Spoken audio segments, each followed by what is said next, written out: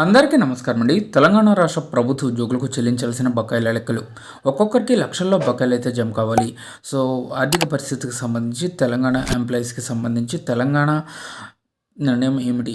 So ఉద్యోగులకు బకాయిలు చెల్లించేనా, retirement బెనిఫిట్స్కి సంబంధించి కూడా ఇంపార్టెంట్ అప్డేట్స్. సో ఈ వీడియోలో వీటన్నిటి గురించి పూర్తి వివరాలు అయితే తెలుసుకుందామండి. ప్రభుత్వ ఉద్యోగులకు సంబంధించి బకాయిలు జమ అవ్వాలని భావిస్తున్న వారందరూ కూడా వీడియోను ఒక లైక్ చేసి మీ తోటి ఉద్యోగ మిత్రులకు వీడియోని అయితే షేర్ చేయండి.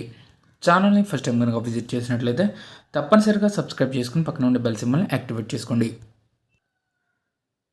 తెలంగాణ రాష్ట్రంలో 3 ఏళ్ల తర్వాత గతేడాది ఏప్రిల్ నుంచి మొదలైన ప్రభుత్వ ఉద్యోగుల రిటైర్మెంట్ల భారం కాంగ్రెస్ సర్కార్పై భారీగా పడుతుంది. రిటైర్మెంట్ బెనిఫిట్స్, పెన్షన్స్ రూపంలో ప్రస్తుతం ఏటా 6,000 కోట్ల నుంచి 7,000 కోట్ల అదనంగా చెల్లించాల్సి వస్తుంది. ప్రతి నెల రిటైర్ అవుతున్న ఉద్యోగుల సంఖ్య పెరుగుతూ ఉండడంతో ఈ మేరకు చెల్లించాల్సిన మొత్తం కూడా పెరుగుతుంది. 2021లో అప్పటి ప్రభుత్వం ఆర్థిక భారం తప్పించుకునేందుకు ఉద్యోగుల పదవీ విరమణ వయసును 58 నుంచి 61 ఏళ్లకు పెంచింది. దీంతో 3 ఏళ్ల పాటు రాష్ట్ర ప్రభుత్వ ఉద్యోగులు రిటైర్మెంట్లు జరగకపోవడంతో గత బీఆర్ఎస్ సర్కార్ హాయిగా ఊపిరి పీల్చుకుంది. అయితే కాంగ్రెస్ ప్రభుత్వం అధికారంలోకి వచ్చిన 4వ నెల నుంచి రాష్ట్రంలో ప్రభుత్వ ఉద్యోగుల రిటైర్మెంట్లు మొదలయ్యాయి. ఈ 9 నెలల్లో ఏకంగా 8,000 మంది ఉద్యోగ విరమణ చేశారు. వీరితో కలుపుకుని ఈ 5 సంవత్సరాల్లో 50,000కు పైగా ప్రభుత్వ ఉద్యోగులు రిటైర్ కాబోతున్నారు. దీంతో వీరి యొక్క రిటైర్మెంట్ బెనిఫిట్స్, పెన్షన్స్ రూపంలో కాంగ్రెస్ సర్కారుపై ఏకంగా 40,000 కోట్ల అదనపు భారం పడుతుంది. అసలే గత సర్కారు చేసిన మోతకోలు అప్పులతో స్కీముల అమలుకు తిప్పలు పడుతున్న కాంగ్రెస్ ఈ అదనపు భారంపై ఆందోళన అయితే చెందుతుంది.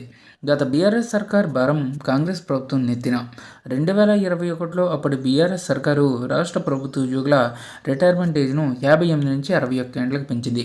దీంతో గత 3 ఏళ్లుగా రాష్ట్ర ప్రభుత్వ ఉద్యోగులు క్లాస్ 4 ఉద్యోగులు మినహా రిటైర్మెంట్లు అయితే జరగలేదు. 3 సంవత్సరాల తర్వాత అంటే 2024 ఏప్రిల్ నుంచి కూడా రాష్ట్రంలో ఈ రిటైర్మెంట్స్ అయితే స్టార్ట్ అయ్యాయండి. ఈ ఆర్థిక సంవత్సరం మార్చి ముగిసే నాటికి రిటైర్ అయ్యే ఉద్యోగుల సంఖ్య దాదాపుగా 9,844కు చేరబోతుంది. ఇప్పటికే 8,000 మంది దాకా ఉద్యోగులు రిటైర్మెంట్ అయ్యారు.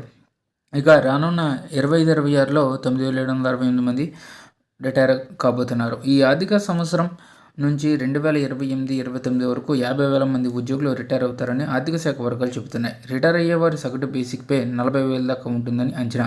దీనికి హెచ్ఆర్ఏ, సీసీఏ, డిఏలు కలిపితే మొత్తం 60,000కు ఉంటుంది. రిటైర్ అయ్యే ప్రతి ఉద్యోగికి కూడా లీవ్ శాలరీల కింద 10 నెలల వేతనాన్ని అంటే 6 లక్షల వరకు చెల్లించాల్సి ఉంటుంది.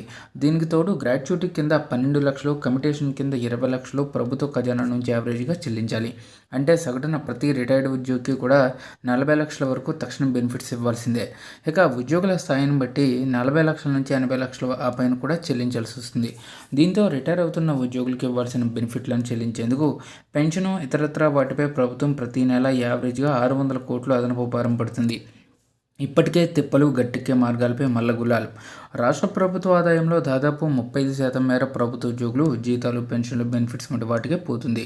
ఇక 2014-15లో జీతభత్యాలు, పెన్షనర్లకు రాష్ట్ర ప్రభుత్వం చెల్లించాల్సిన సొమ్ము 21,233 కోట్లుంటే ఈ ఆర్థిక సంవత్సరం అది 59,013 కోట్లకు చేరింది. గత 10 ఏళ్ల కాలంలో చెల్లింపులు ఏకంగా 177% మేర పెరిగాయి. ఇక 2017-18లో రాష్ట్రంలో మొత్తం 2,57,604 మంది పెన్షన్దారులకు ప్రభుత్వం 11,417 కోట్లను చెల్లించింది. ఇక ఆ తర్వాత 2023-24లో 2,59,788 మందికి 16,498 కోట్ల దాకా చెల్లింపులు చేసింది. ఇక కొత్త వేతన సవరణ ఒప్పందంతో డిఏ పెంపు పెండింగ్లు ఉన్నాయి. వాటిని కూడా అమలు చేస్తే ఈ భారం మరింత పెరుగుతుంది.